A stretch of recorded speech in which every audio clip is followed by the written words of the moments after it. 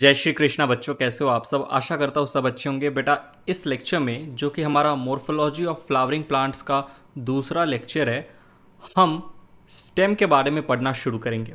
पिछले लेक्चर में हमने रूट्स के बारे में पढ़ा था, तो चलो स्टेम के बारे में समझते हैं। चलिए, तो स्टेम की बात करें तो स्टेम जो होता है ये ओरिजिनेट करता है प्लेम्यूल से। आपको पता है जो सीड के अंदर जो एम्ब्रायो होता है वो बना होता है कॉटिलिडॉन और एम्ब्रायनल एक्सिस का।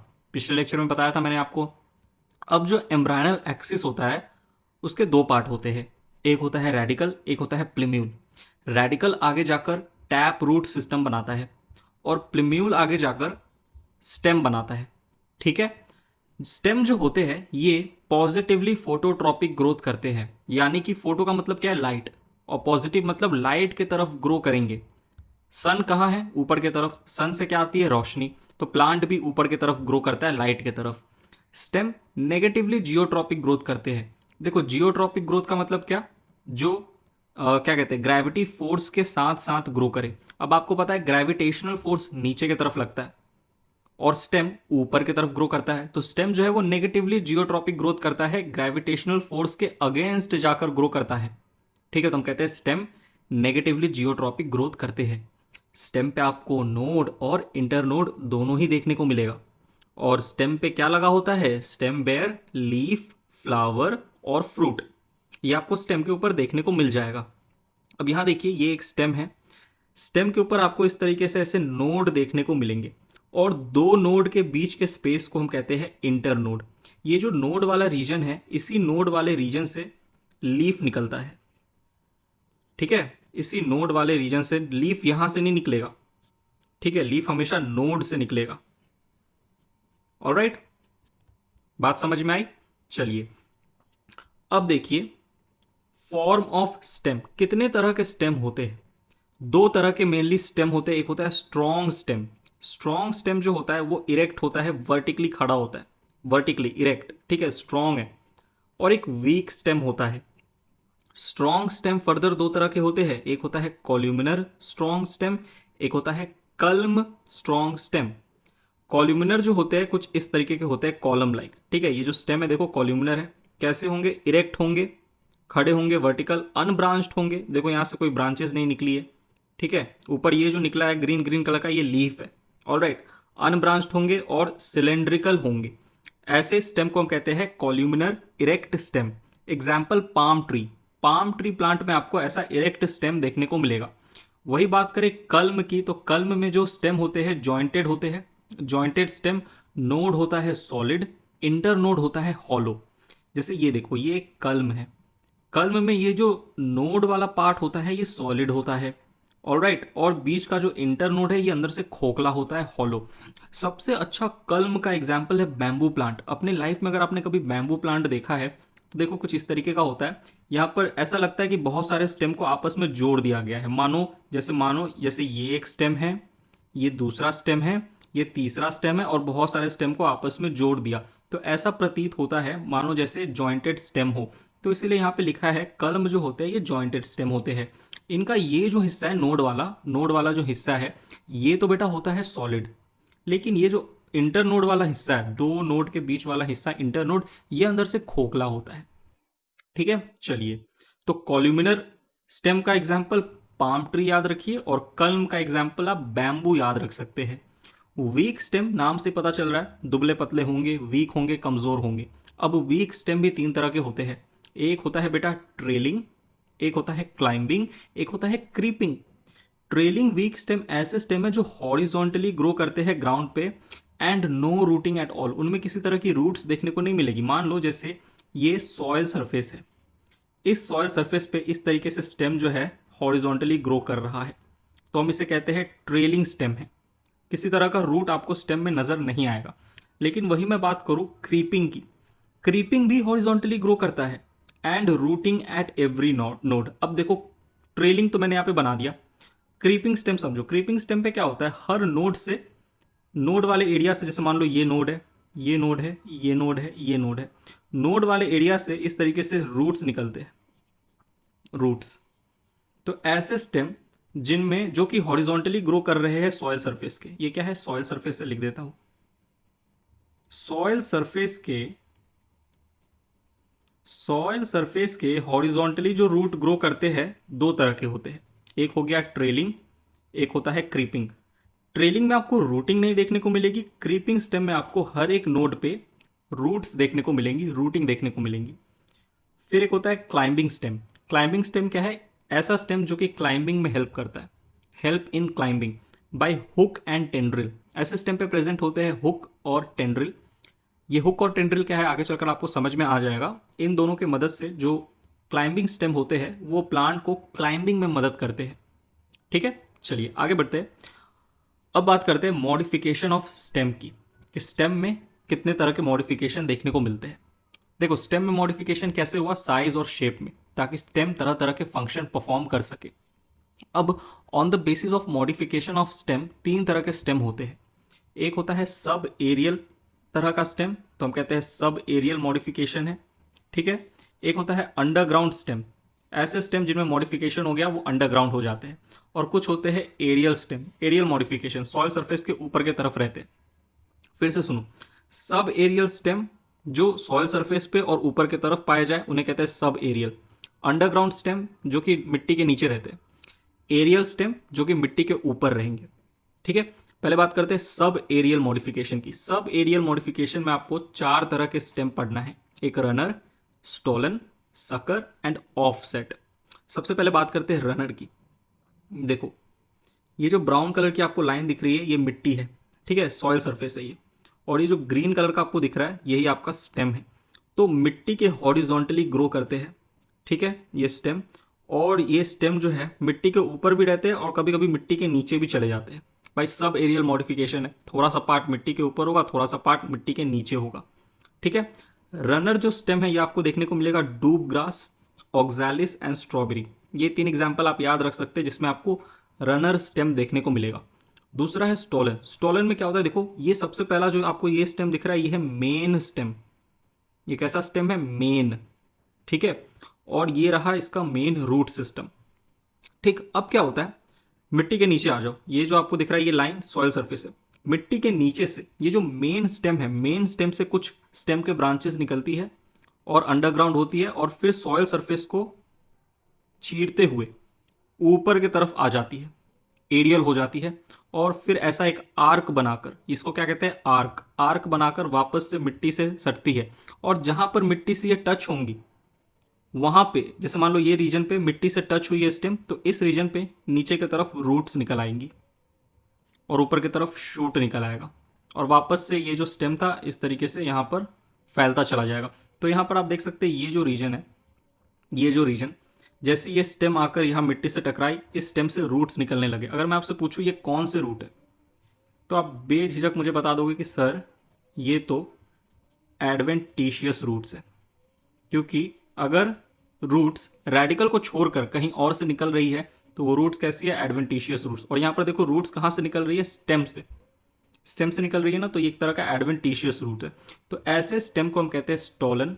ठीक है, स्टोलन स्टेम में आपको याद रखिएगा आर्क दिखाई देगा, ऐसे आर्क शेपेड होती है। स्टोलन आपको देखने को मिलेगा जैस्मिन में एंड वाइल्ड स्ट्रॉबेरी में। ठीक, आगे चलते हैं सकर की तरफ। सकर में क्या होता है, देखिए ये अगेन ये मेन स्टेम है, मेन स्टेम। और यहाँ नीचे की तरफ देखो ऐसे इस तरीके से एक स्टेम निकलना शुरू किया और ये स्टेम पहले हॉरिजॉन्टली ग्रो किया और फिर वर्टिकली सॉइल से ऊपर की तरफ आ गया। ठीक है, ठीक है। और यहाँ पर जैसे ये सॉइल से टकराया नीचे की तरफ रूट्स बन गए, ऊपर की तरफ ये स्टेम फिर कंटिन्यू हो गया और ऊपर की तरफ लीव्स आ गई। तो सकर में क्या होता है, पहले जो स्टेम होती है वो अंडरग्राउंड हॉरिजॉन्टल ग्रो करती है और फिर एरियल हो जाती है और एरियल में वर्टिकली ग्रो करती है। बात समझ में आया? तो इसीलिए इसे हम कहते हैं सब एरियल मॉडिफिकेशन। मिट्टी के नीचे भी है और मिट्टी के ऊपर भी है ये स्टेम। और जहां मिट्टी से ये स्टेम टकराए वहां पे क्या हो जाता है, रूटिंग हो जाता है। ये जो रूट्स है ये कैसे रूट्स है, एडवेंटिशियस रूट्स है। तो सकर और स्टोलन में अंतर क्या समझना है, स्टोलन में आपको आर्क दिखाई देगा और सकर में रूट पहले हॉरिजॉन्टली ग्रो करती है फिर वर्टिकली ग्रो करती है। सकर जो स्टेम है ये आपको देखने को मिलेगा मिंट प्लांट में, क्राइसैंथेमम में, पाइनएप्पल में और बनाना में। ठीक है, चलिए देखिए आपको ऐसा लग रहा है कि सर बहुत सारे एग्जाम्पल्स आप यहाँ पे मेंशन किए हो, तो आप बस एनसीईआरटी वाले एग्जाम्पल याद रखो, कोई दिक्कत नहीं है। ऑलराइट, मैं हमेशा कहता हूँ बच्चों को कि देखो मैं तो एक्स्ट्रा पढ़ाऊंगा ही, मेरा काम है, मैं टीचर हूँ, ठीक है। अगर मैं जितना पढ़ाऊंगा जितना एनसीईआरटी में, फिर आपको कुछ समझ में नहीं आएगा। एनसीईआरटी से थोड़ा ऊपर तो मुझे जाना होगा, लेकिन आप समझने के लिए हर एक चीज़ को देखो, लेकिन याद जब करने का समय आएगा तो मैं आपको वो कहूँगा कि एनसीईआरटी से बाहर कुछ नहीं आता। याद जब करने की बात आए तो NCERT is more than enough. Okay, चलिए अब सकर के बाद बात करते हैं ऑफसेट की। ऑफसेट बिल्कुल रनर की तरह है, बट ये एक तरह का एक्वेटिक रनर है। एक्वेटिक मतलब देखो यहाँ पर जो रनर था, ये जो रनर था ये तो सॉइल के ऊपर ग्रो कर रहा था, लेकिन ऑफसेट जो है ये वाटर के ऊपर हॉरिजॉन्टली ग्रो करता है। ठीक है, तो इसे हम कह देते हैं ऑफसेट को, ये एक एक्वेटिक रनर है। ऑलराइट, होता क्या, देखिए ये मेन स्टेम है, ये यहाँ पर ग्रो कर रहा है। मेन स्टेम के यहाँ पर बहुत सारे नोड है। नोड, हर एक नोड से ऊपर की तरफ लीफ निकलता है, नीचे की तरफ रूट्स निकलता है। यहाँ पर भी हर एक नोड से ऊपर की तरफ लीफ निकला, नीचे की तरफ रूट निकला। ये रूट कहाँ से निकल रही है, इस स्टेम से, जिसे हम ऑफसेट कह रहे हैं। तो ये रूट कैसी होगी, एडवेंटिशियस रूट। और ये रूट गुच्छे में होती है, बंच में। तो बंच के लिए हम एक टर्म यूज करते हैं टफ्ट। तो यहाँ पर आपको ऑफसेट स्टेम में टफ्ट ऑफ रूट्स देखने को मिलेगा। और ये जो लीफ होते हैं ना, ये लीफ एकदम गुलाब की जो पंक्तियाँ होती है, गुलाब की पंखियाँ क्या कहते हैं उसको, रोसेट ऑफ लीव्स, बिल्कुल गुलाब की तरह होती है, रोज की तरह होती है ऐसे। ओके, तो हम कहते हैं यहाँ पर जो लीव्स है ये किस फॉर्म में है, सर्कुलर फॉर्म में, सर्कुलर अरेंजमेंट है। और सर्कुलर अरेंजमेंट जो होता है लीफ का, उसे हम कहते हैं रोजेट। तो ऑफसेट में आपको रोजेट ऑफ लीव्स दिखाई देगा। ये एक खास कैरेक्टरिस्टिक है जिससे आप ऑफसेट स्टेम को पहचान पाओगे। और दूसरा टफ्ट ऑफ रूट्स। ठीक है, और कहीं पे भी आपको ऐसा वर्टिकल और हॉरिजॉन्टल दिख जाए तो बात सकर की हो रही है। और एडवेंटिशियस रूट और स्टोलन में आपको आर्क दिखाई देगा। तो इस तरीके से ना आपको समझना पड़ेगा क्वेश्चन में कौन सा कीवर्ड दिया गया है, और अकॉर्डिंग टू दैट कीवर्ड आपको आंसर करना होगा। ऑफसेट का एग्जाम्पल है पिस्टिया एंड इकोर्निया। ठीक है, अब यहां पर एक चीज मैं आपको बताने जा रहा हूं, देखो यूनिट ऑफ वेजिटेटिव रिप्रोडक्शन, कोई भी ऐसा यूनिट जिससे वेजिटेटिव रिप्रोडक्शन हो रहा है उसे हम कहते हैं propagule. Unit of vegetative reproduction, reproduction के लिए हम एक और टर्म यूज करते हैं प्रोपगेशन। उसे हम कहते हैं जो यूनिट है जिससे कि वेजिटेटिव रिप्रोडक्शन हो रहा है उसे हम कहते हैं प्रोपैग्यूल। अब ये जो रनर, स्टोलन, सकर, ऑफसेट है, आगे चलकर मैं आपको ट्यूबर, राइजोम, बल्ब और कॉर्म भी पढ़ाऊंगा। ये सब के सब एग्जाम्पल्स है प्रोपाग्यूल के, यानी कि रनर, स्टोलन, सकर, ऑफसेट ऐसे स्टेम हैं जिनसे वेजिटेटिव रिप्रोडक्शन हो सकता है। वेजिटेटिव रिप्रोडक्शन मतलब एक स्टेम से बहुत सारे प्लांट्स का बन जाना। जैसे आप यहां पर देखो, आप कहोगे कि ये एक प्लांट है, ठीक है, और मैं कहता हूं यहां पर 3 प्लांट है। अब लोग कैसे सर, अगर मैं इसको यहां से बीच से काट दूं, लेट से बीच से काट दूं तो अब ये तीनों इंडिविजुअल प्लांट है। तीनों अपने आप में सर्वाइव कर सकती है ना। सर्वाइव करने के लिए नीचे रूट्स है, ऊपर लीव्स है, लीव से फोटोसिंथेसिस होगा, रूट से absorption of water and minerals होगा। अब ये अपने आप में ये एक प्लांट है, अपने आप सर्वाइव कर लेगा, राइट। तो यहाँ पर देखो क्या हुआ, रनर स्टेम ने क्या किया, वेजिटेटिव प्रोपगेशन किया। उसी तरीके से यहाँ पर भी देखो, ये अपने आप में एक प्लांट है। अगर मैं बीज से यहाँ से ऐसे हटा दूँ तो ये सर्वाइव कर लेगा कि नहीं कर लेगा, अरे बिल्कुल कर लेगा। इसके पास रूट है, इसके पास लीफ है। तो इस तरीके से देखो यहाँ पे आपको वेजिटेटिव प्रोपगेशन नजर आ रहा होगा, राइट। ये जो स्टोलन है, एक प्लांट था, ये मेन स्टेम था, इससे 2 प्लांट बन गया। सकर है, ये मेन प्लांट था, मेन प्लांट, मेन स्टेम, इससे एक ये प्लांट बन गया, एक ये प्लांट बन गया। तो यहाँ पर सकर जो था ये एक तरीके से मैं कह सकता हूँ सेम चीज ऑफसेट के लिए है बेटा, ठीक है। तो मैं कह सकता हूँ कि ऑफसेट हो गया, आपका सकर हो गया, स्टोलन हो गया, रनर हो गया, ये चारों के चारों, ये चारों के चारों एक तरीके के क्या है, यूनिट है वेजिटेटिव प्रोपगेशन का। तो मैं रनर, स्टोलन, सकर और ऑफसेट को प्रोपाग्यूल कह सकता हूं, बिल्कुल कह सकता हूं, ठीक है। अब बात करते हैं अंडरग्राउंड मॉडिफिकेशन की, ठीक है। ऐसे स्टेम जो अंडरग्राउंड होते हैं, मिट्टी के नीचे होते हैं। यहां पर मैं बात करूंगा ट्यूबर का, राइजोम का, कॉर्म का और बल्ब का, ठीक है। और यहां पर आप देख सकते हो ट्यूबर, राइजोम, बल्ब, कॉर्म, ये भी एक तरीके के प्रोपाग्यूल है, ठीक है। सबसे पहले हम बात करते हैं ट्यूबर की। चलो, ट्यूबर में एग्जाम्पल हमें याद रखना है पोटैटो। पोटैटो एक तरह का डाइकॉट प्लांट है, ठीक है। अब देखो यहां पर मैंने एक पोटैटो को बनाया है। पोटैटो आपको पता होगा, अगर नहीं पता तो मैं बता देता हूं। पोटैटो एक तरह का मॉडिफाइड स्टेम है। आप जो घर में आलू खाते हो, आलू एक तरह का स्टेम होता है। आश्चर्य लगा होगा जानकर, पर समझो देखो कैसे। ये पोटैटो है, पोटैटो पे आप देखोगे तो यहाँ पर आपको ऐसे नोड देखने को मिलेगा, ये नोड्स प्रेजेंट होते हैं। और 2 नोड के बीच वाले रीजन को हम कहते हैं इंटरनोड। ये एक नोड है, ये एक नोड है। अब नोड और इंटरनोड अगर आपको किसी भी पार्ट में दिख जाए, प्लांट के किसी भी प्लांट में अगर आपको नोड या इंटरनोड दिख जाए तो वो एक स्टेम है, ठीक है। और आलू पे भी आपको नोड इंटरनोड दिख जाता है तो potato is a modified stem, ठीक है। चलिए, और कौन सा स्टेम? ट्यूबर, याद रहेगा। यहां पर आपको इस तरीके से देखिए एक्सिलरी बर्ड्स भी नजर आएंगे, ठीक है। एक्सिलरी बर्ड्स, स्टेम पे एक्सिलरी बर्ड्स लगे होते हैं, उसी तरीके से पोटैटो पे भी आपको एक्सिलरी बर्ड्स देखने को मिलेगा, क्योंकि पोटैटो भी तो एक स्टेम ही है। और पोटैटो पे आपको यहाँ पे स्केली लीव्स भी देखने को मिलेगा। देखो, मैं आपके सामने ना एक स्टेम का डायग्राम बना देता हूँ। एक्सिलरी बर्ड क्या होता है, ये सब चीज़ आपको समझना ज़रूरी है। ये सॉइल सरफेस है, नीचे की तरफ ये रूट बना दिया मैंने, ठीक। ऊपर ये शूट बना दिया, ठीक है। ये शूट बन गया। अब यहाँ मान लो ये एक नोड है, ये एक नोड है, ये एक नोड है। अब क्या जहां जहां नोड है वहां से लीफ निकलेगा, ये एक लीफ, ये एक लीफ, ये एक लीफ, ठीक। अब इस स्टेम पे, लीफ के एक्सिस पे, यहां पे पाया जाता है एक्सिलरी बर्ड। इस तरीके से एक्सिलरी बर्ड प्रेजेंट होता है, ठीक है। ये जो एक्सिलरी बर्ड है, ठीक है, ये यहां पे मैं इसे लिख देता हूं।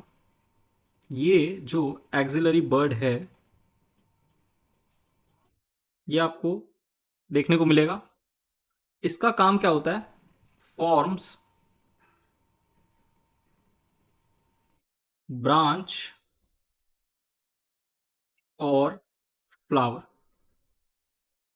ठीक। फॉर्म्स ब्रांच और फ्लावर, तो ये होता है एक्सिलरी बर्ड, ठीक। ऑलराइट।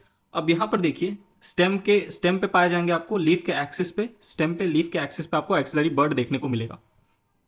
तो पोटैटो भी तो एक मॉडिफाइड स्टेम है, तो यहां पर भी आपको एक्सिलरी बर्ड्स देखने को मिलेगा, लीफ भी देखने को मिलेगा। लीफ कैसा होता है? स्केली होता है, फोटोसिंथेसिस नहीं कर पाता है। और यहां पर आपको ऐसे आई नजर आएंगे, आई। ये जो आई है ये कुछ नहीं है, ये एडवेंटिशियस बर्ड्स है। क्या है? एडवेंटिशियस बर्ड्स है। तो आई के थ्रू क्या होगा?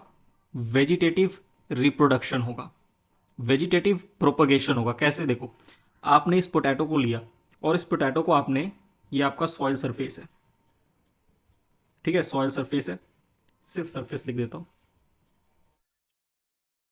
और आपने इस आलू को मिट्टी में बो दिया। तो ये जो एडवेंटिशियस बर्ड था ना, जिसे हम आई कहते हैं, ठीक है, इस आई से नीचे की तरफ निकलेगा रूट।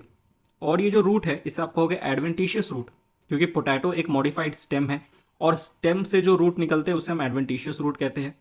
और ऊपर की तरफ निकलेगा शूट। ऊपर की तरफ क्या निकलेगा? शूट। यहां पर आपको ये स्टेम दिख रहा है, स्टेम पे आपको यहां पे लीफ दिख रहा है, ठीक। याद रहेगा ये बात। अब इस स्टेम से ऐसे ब्रांचेस निकलेंगे, ब्रांचेस निकलेंगे। ऑलराइट। अब होता क्या है, देखो, ऊपर में ये लीफ है, लीफ का काम क्या है? फोटोसिंथेसिस करना। लीफ फोटोसिंथेसिस करके क्या बनाएगा? ग्लूकोज। मैं जी लिख देता हूं, जी से आप समझ आएगा, ग्लूकोज। लीफ ने फोटोसिंथेसिस करके ग्लूकोज बनाया। अब फूड जो है, बस लीफ को तो जरूरी नहीं है, फूड तो भाई पूरे प्लांट को चाहिए। तो अब ये ग्लूकोज लीफ से जाएगा, ट्रैवल करेगा और प्लांट के दूसरे दूसरे पार्ट तक पहुंचेगा। और जब ग्लूकोज ट्रैवल करता है तो ग्लूकोज सुक्रोज के फॉर्म में ट्रैवल करता है, इसलिए मैंने यहाँ पे एस लिख दिया, ठीक है। ग्लूकोज किसके फॉर्म में ट्रैवल करेगा? सुक्रोज के फॉर्म में। और प्लांट में जो फूड है स्टोर्ड किस फॉर्म में होता है? स्टार्च के फॉर्म में। तो मैंने स्टार्च में यहाँ पे एस टी लिख दिया, एस टी, एस टी, ठीक है। तो ये चीज याद रखिएगा, प्लांट में जब भी प्लांट के लीफ में फोटोसिंथेसिस होता है तो फूड बनता है। प्लांट में फूड हमेशा ग्लूकोज के फॉर्म में बनता है। और अगर ग्लूकोज को एक जगह से दूसरे जगह प्लांट में भेजना है तो सुक्रोज के फॉर्म में भेजोगे आप। और अगर प्लांट में फूड स्टोर्ड होता है तो वो स्टार्च के फॉर्म में होता है। तो अब यहाँ पर लीफ में ग्लूकोज बना, ये ग्लूकोज ट्रैवल किया, ट्रैवल करके करके करके करके सुक्रोज के फॉर्म में ट्रैवल करके यहाँ पर स्टोर होना शुरू हुआ। यहाँ पर जब स्टोर होना शुरू हुआ तो यहाँ पर ऐसे एक मास बनने लगा, बड़ा सा मास। और ये मास बड़ा होते होते होते होते इतना बड़ा हो गया। और यहाँ पर सुक्रोज स्टोर्ड है किस फॉर्म में? स्टार्च के फॉर्म में। इसी स्टार्च के फॉर्म में ये जो आपको दिख रहा है इसे ही कहते हैं पोटैटो। पोटैटो में आपको पता है क्या प्रेजेंट रहता है? Starch. Potato are rich source of starch. तो किस तरीके से पोटैटो बना, देखे, एक पोटैटो लगाओ मिट्टी के अंदर, इससे बहुत सारे पोटैटो बन जाएंगे। तो यहाँ पर ये आपको न्यू पोटैटो दिख रहा है, न्यू पोटैटो कैसे बनता है? स्वेलिंग ऑफ ब्रांच टिप, ये जो टिप था ये धीरे धीरे फूलने लग गया स्टार्च के स्टोरेज से, और इतना बड़ा एक स्वेलिंग बन गया और एक नया पोटैटो बन गया। ठीक, याद रहेगा। और पील जो होता है पोटैटो का उसे कहते हैं पेरीडर्म। ये जो छिलका होता है ना, जो छिलका आप हटा देते हो, छील के फेंक देते हो सब्जी बनाते टाइम, जो पील होता है पोटैटो का, उसके लिए हम एक स्पेशल टर्म यूज करते हैं, पेरीडर्म। तो इस तरीके से पोटैटो के बारे में हमने समझा, जो कि एक तरह का मॉडिफाइड अंडरग्राउंड स्टेम है जिसे हम कहते हैं ट्यूबर। ओके, चलिए अब जानते हैं राइजोम के बारे में। राइजोम में आपको याद रखना है जिंजर, टर्मेरिक एंड बनाना। यहाँ पर एक आप कह सकते हो जिंजर मैंने बनाया है, ठीक है, जिंजर। राइजोम जो होते हैं ये ऐसे अंडरग्राउंड स्टेम होते हैं जो हॉरिजॉन्टली ग्रो करते हैं, और आपको यहाँ पर नोड और इंटरनोड देखने को मिलेगा, और ऐसे छोटे छोटे बर्ड्स भी नजर आएंगे। ये बर्ड से क्या होता है, नया आप कह सकते हो जिंजर का प्लांट बनता है। ठीक, अब याद रखिएगा राइजोम हमेशा कैसे ग्रो करते हैं, हॉरिजॉन्टली ग्रो करते हैं। बनाना भी एक तरह का राइजोम स्टेम है, देखो मैंने यहाँ पे बनाना बनाया है, बनाना। ये नीचे की तरफ आपको ये जो स्ट्रक्चर दिख रहा है मिट्टी के नीचे, ये सॉइल सरफेस है, इसको कहते हैं राइजोम। इस राइजोम पे प्रेजेंट होता है बर्ड्स, और इस बर्ड से ऊपर की तरफ बनता है स्टेम जिसे हम कहते हैं स्यूडो स्टेम। ये एक स्यूडो स्टेम है बेटा, ठीक है, फॉल स्टेम है जो कि लीफ बेस का बना होता है। इसको आगे चलकर पढ़ोगे आप, अभी छोड़ सकते हो, ये छोड़ो। ठीक है, ये बड़ा सा स्ट्रक्चर जो आपको दिख रहा है इसे कहते हैं राइजोम। इस राइजोम से ऊपर की तरफ बनने लगा ये एक तरह का स्टेम जो कि स्यूडो स्टेम है, ठीक है, और यहाँ पर ऊपर में लीफ नजर आ रहा है आपको। तो राइजोम क्या है, एक मॉडिफाइड अंडरग्राउंड स्टेम है through which new banana plant propagates, जिससे एक नया बनाना प्लांट जन्म लेता है। आप अगर किसी भी बनाना प्लांट को देखोगे, मिट्टी खोदोगे, नीचे आपको बड़ा सा राइजोम देखने को मिलेगा। अब यही जो राइजोम है ना, ये एक तरह का क्या है, मॉडिफाइड स्टेम है, मॉडिफाइड अंडरग्राउंड स्टेम है। इसी स्टेम से यहाँ से एक और नया स्यूडो स्टेम निकलता है, और फिर ऊपर में ऐसे लीफ आ जाती है, इसे हम कहते हैं sucker.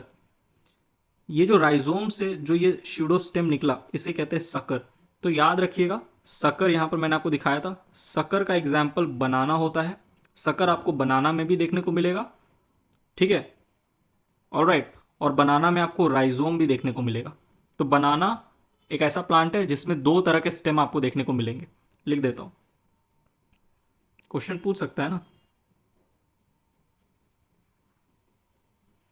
Banana has both rhizome and sucker. याद रहेगा, ठीक है। चलिए अब बात करते हैं कॉर्म की। कॉर्म देखो क्या होता है, कॉर्म में आपको एग्जाम्पल याद रखना है, कोलोकेशिया एंड जमीनकंद। देखो राइजोम और कॉर्म में बस एक ही डिफरेंस है, राइजोम हॉरिजॉन्टली ग्रो करता है, ठीक है, मिट्टी के नीचे अंडरग्राउंड, और कॉर्म जो है ये मिट्टी के नीचे वर्टिकली ग्रो करता है।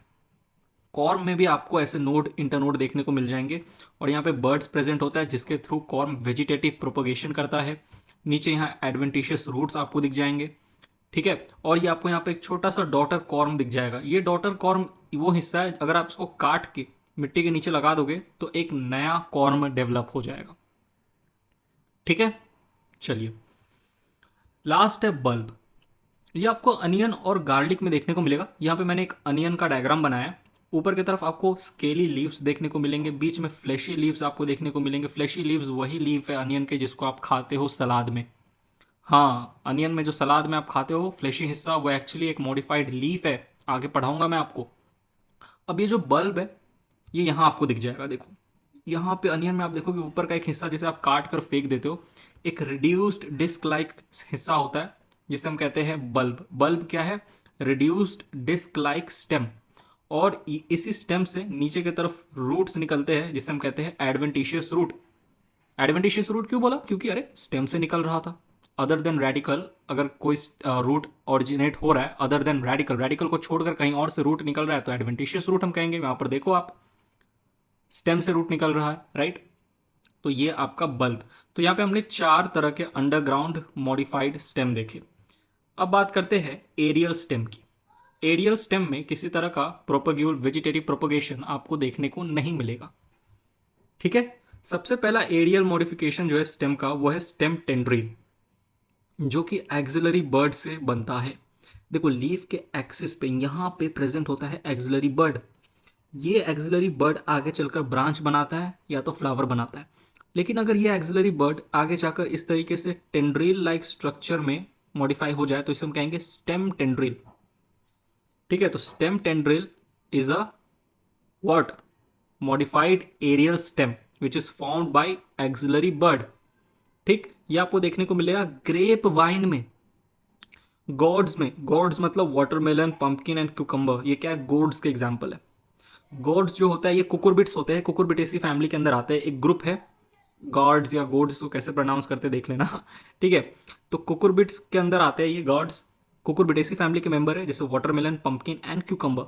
इन सब में आपको स्टेम टेंड्रिल देखने को मिलेगा। तीसरा जो मॉडिफिकेशन है एरियल मॉडिफिकेशन स्टेम का है वो है स्टेम थॉर्न। ये भी एक्सिलरी बर्ड से मॉडिफाई होता है। देखो एक्सिलरी बर्ड अगर ऐसे थॉर्न की तरह मॉडिफाई हो जाए और वुडी हो जाए, वुडी मतलब सेकेंडरी ग्रोथ हो जाए। जब भी हम कहते हैं कि कोई चीज़ वुडी हो गया यानी कि वहाँ पे सेकेंडरी ग्रोथ हुआ है प्लांट में, तो वुडी हो जाए, वुड लाइक ब्राउन हो जाए और बिहेव करने लगे ब्रांच की तरह। ठीक है, और यहाँ पर आपको क्या देखने को मिल जाए, फ्लावर एंड लीफ, तो इसे हम कहेंगे स्टेम थॉर्न। स्टेम थॉर्न जो होता है ये बेयर कर सकता है लीफ एंड फ्लावर। ठीक है, स्टेम थॉर्न पे आपको लीफ और फ्लावर दोनों देखने को मिलेंगे। तो बेसिकली क्या हुआ, स्टेम जो था ये इस तरीके से कांटे के फॉर्म में मॉडिफाई हो गया, तो इसे हम कह रहे हैं स्टेम थॉर्न। ठीक, चलिए सिट्रस एंड बोगनविलाई में आपको देखने को मिलेगा। तीसरा है फाइलोक्लेड। फाइलोक्लेड आपको जीरोफाइटिक प्लांट्स में देखने को मिलता है, ऐसे प्लांट जो कि डेजर्ट में ग्रो करते हैं, वाटर डिफिशिएंट एनवायरमेंट में ग्रो करते हैं। अब होता क्या है, देखो यहाँ पर आपको ये दिख रहा है, ये स्ट्रक्चर, ये एक मैंने ओपेंशिया प्लांट है, ओपेंशिया प्लांट इसका स्ट्रक्चर बना है। ओपेंशिया प्लांट में क्या होता है, जो लीफ होता है ना, लीफ ये कन्वर्ट हो जाता है स्पाइन में टू मिनिमाइज वाटर लॉस। देखो अगर लीफ ऐसे बड़े बड़े होंगे, लीफ का सरफेस एरिया ज़्यादा होगा तो लाइट सनलाइट ज़्यादा गिरेगी, सनलाइट ज़्यादा गिरेगी तो लीफ से वाटर लॉस ज़्यादा होगा। लेकिन अगर यही लीफ छोटे से कांटे में मॉडिफाई हो जाए तो सरफेस एरिया घट जाएगा, लाइट अच्छे से नहीं गिरेगा इस स्पाइन के ऊपर, तो वाटर लॉस भी कम हो जाएगा। तो आप देख सकते हो ओपेंशिया जो है ये एक जीरोफाइटिक प्लांट होता है, डिजर्ट में ग्रो करता है और डिजर्ट में पानी की कमी होती है। तो जो ओपेंशिया का प्लांट होता है अपने लीफ को मॉडिफाई कर लेता है, कन्वर्ट कर लेता है स्पाइन में टू मिनिमाइज वाटर लॉस। अब आप थोड़ा दिमाग लगाओ, प्लांट फोटोसिंथेसिस, प्लांट का कौन सा पार्ट फोटोसिंथेसिस करके फूड बनाता है, लीफ। अब अगर ओपेंशिया का लीफ स्पाइन में कन्वर्ट हो गया तो ओपेंशिया फोटोसिंथेसिस कैसे करेगा। तो बोलो ओपेंशिया का जो स्टेम होता है ये फ्लैशी और फ्लैट हो जाता है, ग्रीन कलर का हो जाता है और फोटोसिंथेसिस करने लगता है। तो अगर स्टेम फोटोसिंथेटिक हो जाए, उसके ऊपर स्टोमेटा दिखने लग जाए, ठीक है, फ्लैट हो जाए, फ्लैशी हो जाए, तो ऐसे स्टेम को हम कहेंगे फाइलोक्लेड। स्टेम जो है फोटोसिंथेसिस करने के लिए क्या हो गया, ग्रीन कलर का हो गया, फ्लैशी हो गया और स्टोमेटा बेयर करने लग गया, तो ऐसे स्टेम को फाइलोक्लेड कहते हैं। ये आपको ओपेंशिया प्लांट में देखने को मिलेगा। ओपेंशिया प्लांट में जो फाइलोक्लेड होते हैं फ्लैशी एंड फ्लैट होते हैं। ओपेंशिया प्लांट को ही नाग फनी कहते हैं हिंदी में। यूफोर्बिया प्लांट फ्लैशी और सिलेंड्रिकल होते हैं। ठीक है, यूफोर्बिया में जो फाइलोक्लेड होंगे फ्लैशी होंगे लेकिन फ्लैट के जगह सिलेंड्रिकल होंगे, याद रखना। ठीक है, आया हुआ है नीट में क्वेश्चन। कैक्टस और कैजुअरीना में भी आपको फाइलोक्लेड देखने को मिलेगा। तो फाइलोक्लेड क्यों होता है, स्टेम का मॉडिफिकेशन होता है, फाइलोक्लेड क्यों होता है, ताकि स्टेम फोटोसिंथेसिस कर सके, क्योंकि लीफ तो स्पाइन में कन्वर्ट हो चुकी है। ठीक है, चलिए लास्ट बात करते हैं क्लेडोड की। क्लेडोड में देखो क्या होता है, अच्छे से समझना। ये मेन स्टेम है, यहां से एक ब्रांच निकला, इस ब्रांच पे जो लीफ है ये स्केली लीव्स है। अब ये जो ब्रांच होते हैं इसके लीफ स्केली होते हैं तो फोटोसिंथेसिस तो कर नहीं सकते, तो प्लांट फूड कैसे बनाए। तो प्लांट का ये जो ब्रांच होता है ना, ये ब्रांच ये ग्रीन हो जाता है, becomes green and performs photosynthesis. ठीक है, और इसी को आप कहोगे, ये जो पूरा स्ट्रक्चर है इसे ही आप कहोगे क्लेडोड। क्लेडोड में क्या होता है, ब्रांच या इंटरनोड मॉडिफाई हो जाता है। अगर ब्रांच, ये जो ब्रांच है इसका मॉडिफिकेशन हो जाए, ब्रांच या इंटरनोड, इंटरनोड मतलब क्या, दो नोड के बीच वाला रीजन। ठीक है, तो अगर ब्रांच या इंटरनोड का मॉडिफिकेशन हो जाए और ब्रांच या इंटरनोड ग्रीन और फोटोसिंथेसिस करने लग जाए तो उसे हम कहेंगे क्लेडोड। ठीक है, बात समझ में आ रहा है ना? एस्पैरागस में क्या होता है, एस्पैरागस में इंटरनोड जो होता है, मतलब सिर्फ एक इंटरनोड होता है, एक ब्रांच ले, मतलब जो, समझो एस्पैरागस में क्या होता है, जैसे एस्पैरागस का जो ब्रांच लेंथ होता है वो सिर्फ एक इंटरनोड तक का होता है, ज़्यादा बड़ा ब्रांच नहीं होता, छोटा सा ब्रांच होता है। ऑलराइट, और रस्कस प्लांट में भी आपको क्लेडोड देखने को मिलेगा। रस्कस प्लांट में जो एक ब्रांच का लेंथ होता है वो ज़्यादा से ज़्यादा दो इंटरनोड तक का होता है।